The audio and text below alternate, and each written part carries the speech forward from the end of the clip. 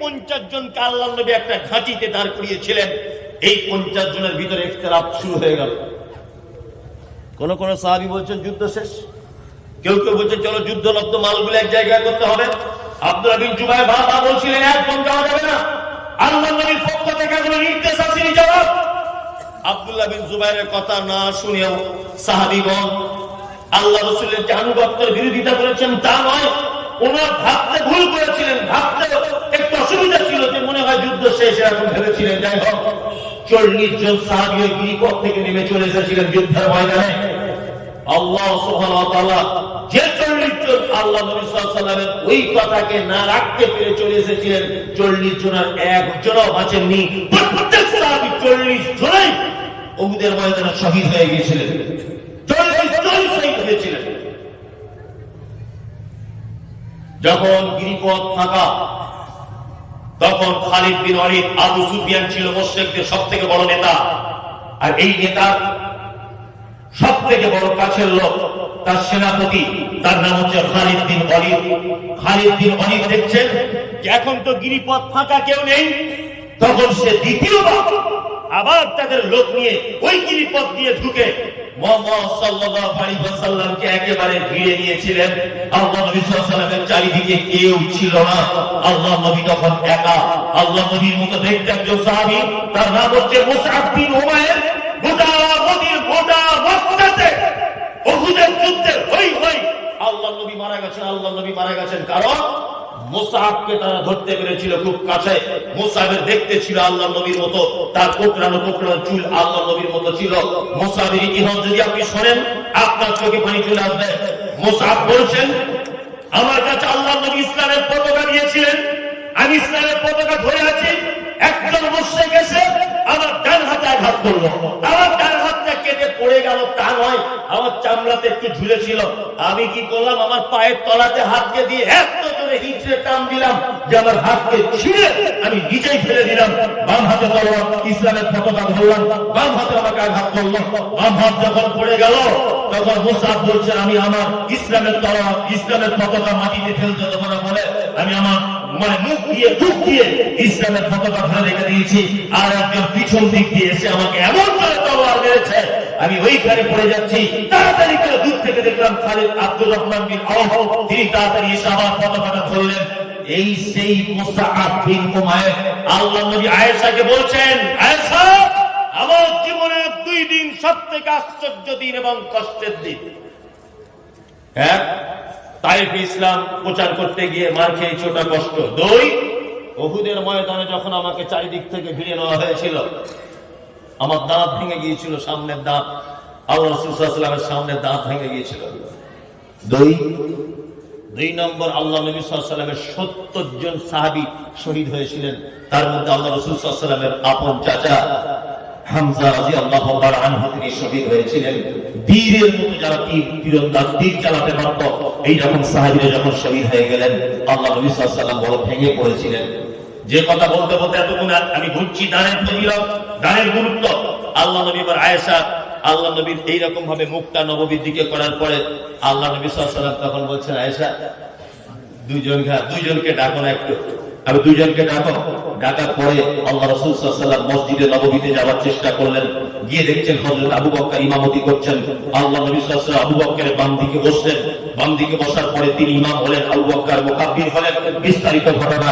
আল্লাহ নবী সাল্লাল্লাহু আলাইহি ওয়াসাল্লাম নামাজ পড়ে বাড়িতে এসে আয়েশাকে জিজ্ঞাসা করছেন, আয়েশা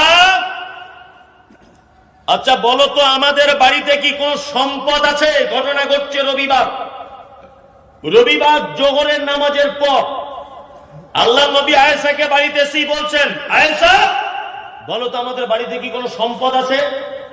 আয়েশা বলছেন, গালিব স্যার যে কথা উল্লেখ করেছেন আমি ওটা বলছি। আম্মাজান আয়েশা বলছেন আমাদের বাড়িতে 6টা থেকে 9টা স্বর্ণের কয়েন আসে, অর্থাৎ দিনার। 6টা থেকে 9টা।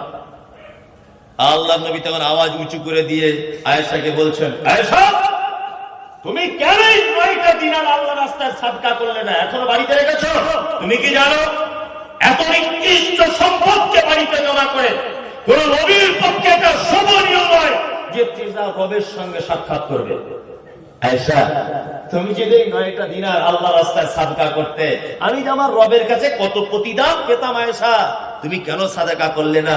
আপনাকে বন্ধু বোঝাতে চাইছি, আল্লাহ নবীর মতো পৃথিবীর সবথেকে চূড়ান্ত পর্যায়ের দামি মানুষ, তিনি পর্যন্ত মৃত্যুর আগে পর্যন্ত স্ত্রীকে আদেশ করছেন, আয়েশা 9টা টাকা রেখে কি করবে? তাড়াতাড়ি করে দান করে দাও। দান কত গুরুত্বপূর্ণ জিনিস, কি বললাম বুঝতে পারছেন? দান কত গুরুত্বপূর্ণ জিনিস। মানুষ মারা যাওয়ার পরে কোন আমল আর তার থাকে থাকে থাকে না। আসলে মরা মানুষের এমনি দাম কম। এই যে 40 চাহারাম কোরআন পড়া, 12 খতম, 24 খতম যা চলছে, চলছে কি চলছে না? ও সব ও কিছু ইসলাম বোঝে না। ও জানাজার নামাজের দুয়াটাই বোঝে না। ও যদি দুয়াটাই বুঝতো তাহলে কোরআন খতম আর লাগতো না, কোরআন খতমের ধারে পাশে যেত না। আপনি দেখুন জানাজার দুয়াটা বাংলাটা বলি, আল্লাহুম্মা গফির লিহাইয়িনা, আল্লাহ ক্ষমা করো জীবিতদেরকে। প্রথমে আল্লাহ কাদের কথা বললেন? জীবিত। ওয়া মাইয়িতিনা, মৃতদের ক্ষমা করো। ওয়া শাহিদিনা, যারা জানাজায় উপস্থিত আল্লাহ তাদেরকে ক্ষমা করো। ওয়া গায়বিনা, যারা বাড়িতে রয়েছে আসতে পারি তাদেরকে ক্ষমা করো। ওয়া সাগীরিনা, ছোটদেরকে ক্ষমা করো। ওয়া কাবীরিনা, বড়দেরকে ক্ষমা করো। ওয়া যাকারিনা, পুরুষদেরকে ক্ষমা করো। অনসানা, নারীদেরকে ক্ষমা করো। আল্লাহুম্মা মান হাইয়াতাহু মিন্না ফাআতিনা আলাল ইসলাম, আল্লাহ যারা বেঁচে আছে তাদেরকে তুমি ইসলামের উপরে রাখো। ওয়া মিন্না ফাতাওয়াফাহু আলাল ঈমান, ঈমানের উপরে রাখো। জি, আল্লাহুম্মা লা তাহিল্লা আনহু ওয়া লা তাহিল্লা বা'দা। আর 2 3 4 5, আল্লাহ যারা তোমার কাছে যাবে পরবর্তীতে মৃত্যুর পথে, আল্লাহ তুমি তাদের যাওয়ার টাইমে ঈমানের সাথে যাওয়ার তৌফিক দান করো। আচ্ছা বলুন তো, জানাজা পড়তে গেলে মৃত্যু মানুষের দোয়া করলেন কাদের জন্য? সব তো জীবিত মানুষদের জন্য দোয়া করে বাড়িয়ে লাগে। হ্যাঁ, জীবিত মানুষদের জন্য দোয়া করলেন না? তার মানে একটা মানুষ মরে গেছে মানে তার আর কোনো দামই নেই। ওর কি দাম আছে? ও দুনিয়াতে 60 বছরে কি করেছে এইটার হিসাব হবে এখন। ও চাপে আছে নিজেই। কি বলছি বুঝতে পারছেন? নিজেই চাপে আছে। জানাজা পড়তে গেলে মৃত্যু মানুষের দোয়া করলেন জীবিত মানুষদের জন্য। কি কঠিন ব্যাপার না? কঠিন। মানুষ মারা গেলে কুল পড়া 40 তো অনেক দূরের কথা, ওর তো দামই কমে গেছে এখন। আল্লাহ নবী ওকে বলেছেন 3টে জিনিসের নেকি পাবে। 3টে জিনিসের মারা যাওয়ার পর 3টে অপশন, তার মধ্যে একটা অপশন কি? সাদকায়ে জারিয়া। সাদকায়ে জারিয়া আল্লাহ, যে চলমান দান, যে দানের ধারাবাহিকতা বজায় থাকে। আপনারা জানেন রাত্রি এখন প্রায় 12টার কাছাকাছি। আরো দুটো ব্যাখ্যা বিশ্লেষণ করতে যদি যাই, তখন অনেক টাইম লেগে যাবে। আমার মাদ্রাসা জলসা, একটা কথা আপনাদেরকে আমি বলবো, আমি কালেকশনের বক্তা নয়, তারপরেও আপনাকে আমি একটা জিনিস বোঝানোর জন্য বলবো। আচ্ছা বলুন তো, পৃথিবীতে দান যত জায়গায় করি আমরা, উত্তম জায়গা কোনটা বলুন? বলুন, যত জায়গায় দান করি আমরা, উত্তম দান করার জায়গা কোনটা? মসজিদ। একজন বলছে মসজিদ, আর একজন বলছে মাদ্রাসা। দুজন দুরকম বলেছেন। আর আমি একটা আপনাকে বাস্তব চিত্র তুলে ধরি। আপনাদের মসজিদ ঢালাই হবে, ছাদ হচ্ছে না, আপনি 10 কুইন্টাল রড দিলেন, মসজিদ ঢালাই হয়ে গেল। আচ্ছা বলুন তো দেখি, 10 কুইন্টাল রড যে আপনি দিলেন, মসজিদ ঢালাই হয়ে গেল। 100 বছর পরে বালি সিমেন্টের ক্ষমতা যখন কমে যাবে, ছাদ ঝরে ঝরে পড়বে, তখন এই মসজিদ ভেঙে আবার পুনরায় ওখানে নতুন মসজিদ হবে কি হবে না? তাহলে আপনার সেই রড দিয়ে আবার ঢালাই হবে না? এবার শফিকুল রড দিবে, শফিকুল দিবে, আর শফিকুলের রড শেষ। ওর রড চলে যাবে কোথায়? না ভাঙড়ির দোকানে, তাই তো? তাহলে ওর রডের নেকি কত বছর থাকবে? 100 বছর বা 70 বছর। আবার এই শফিকুলের নেকি শুরু হবে।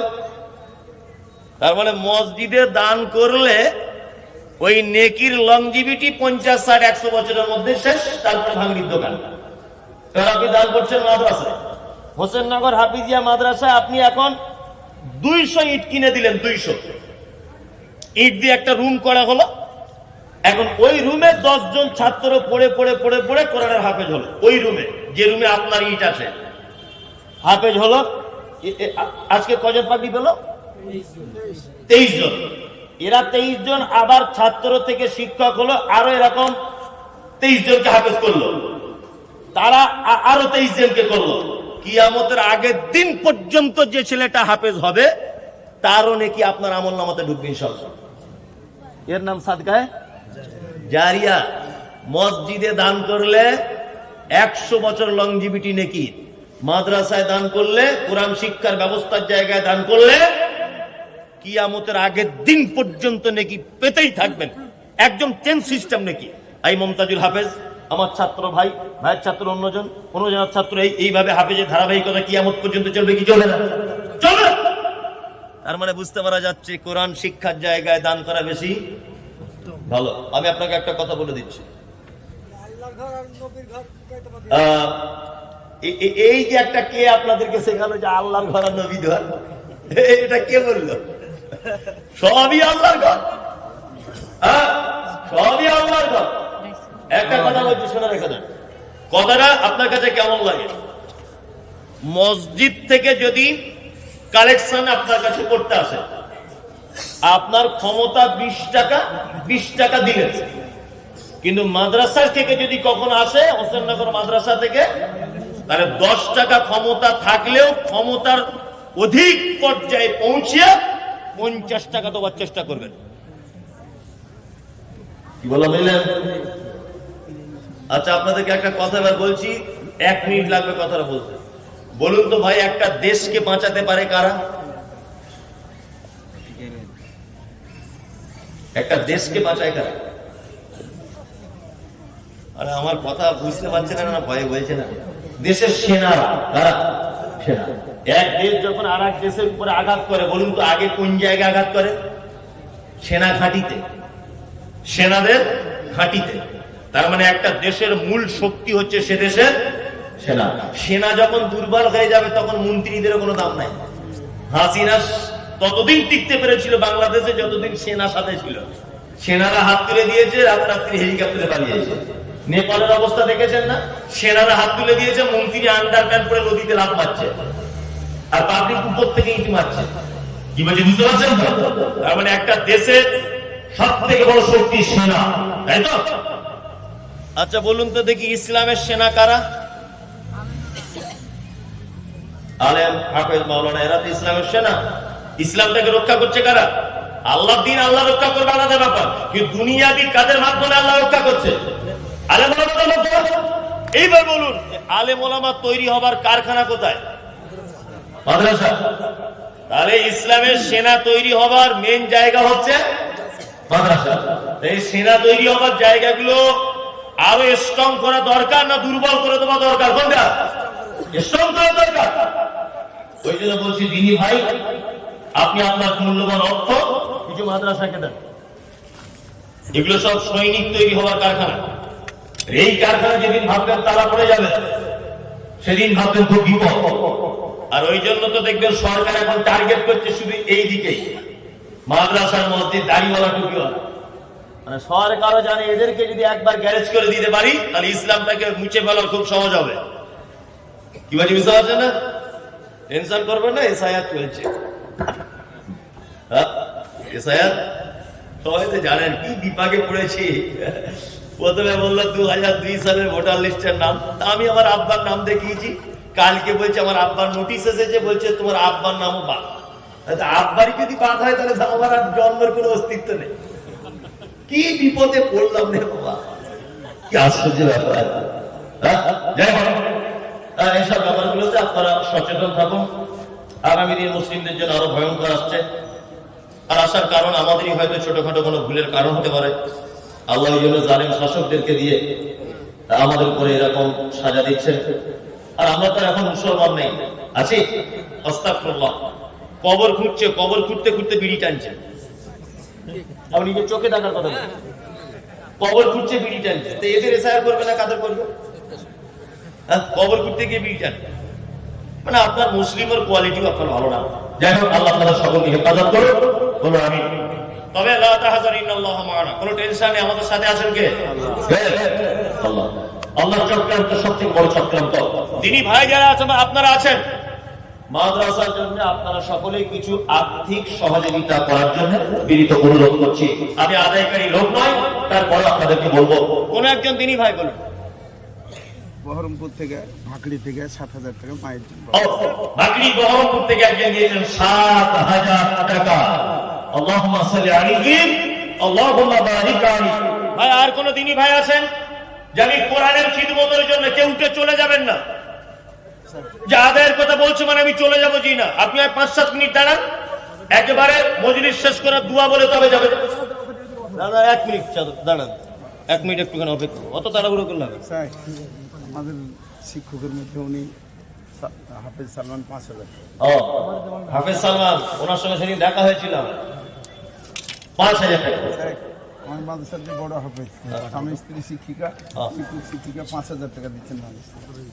আব্দুর রহিম, আল্লাহ, এই আজকে একটা ভুল প্রমাণ হলো কি, যে আলেম ওলামারা দান করে না, ওরা শুধু দান দেয়। তা আজকে এটা প্রমাণ হলো যে শিক্ষকরা দান করছে। কি বলা হয়েছে? আব্দুর রহিম ভাই তিনি দিয়েছেন স্বামী স্ত্রী দুজনাই অত্র প্রতিষ্ঠানের শিক্ষক। এখানে মহিলা মাদ্রাসা আছে? আচ্ছা, বানাত বাড়ির দুটি আছে, আলহামদুলিল্লাহ। তাহলে আপনারা অবশ্যই আপনারা কিছু অংশগ্রহণ করুন। আর কেউ আছেন ভাই দিনী ভাই যে আমি 5,000 টাকা অংশগ্রহণ করবো? কেউ আছেন? কেউ আছেন এখানে? মায়েরা যারা বক্তব্য শুনছেন, আপনারা অন্তত 11 মাসের লক্ষ্মীর ভান্ডার নেন, 1 মাসেরটা দেন। 1 মাসের লক্ষ্মীর ভান্ডারটা আপনারা দেন। আরিফ হোসেন প্রামাণিক 5,000 টাকা। আল্লাহ তুমি দাতার দান গ্রহণ করে নাও। আল্লাহুম্মা সাল্লি আলাইহি আল্লাহুম্মা বারিক আলাইহি। আল্লাহ যারা দিচ্ছে তুমি তাদের দান গ্রহণ করো, কবুল করো। ভাই আপনারা কেউ আছেন? আরে 5,000 না পারেন আপনি তো অন্তত 1,000 2,000 তো বলতে পারেন। এর মধ্যে এসে আপনি বলছেন যখন আমি 2,000 টাকা দিলাম। আমি 50 কিলো ভুট্টা আমার মা বাবা দিল। 50 কিলো ভুট্টা। উনি ওনার আব্বা মায়ের জন্য দোয়া করতে বলেছেন। আব্বা মা আছে? জি না মানে। আসেন। আল্লাহ তুমি তাদের কবরকে প্রশস্ত করো, তাদের উপরে তুমি দয়া করে তোমার জান্নাত পর্যন্ত পৌঁছে দাও। বলুন আমিন, আমিন, আমিন।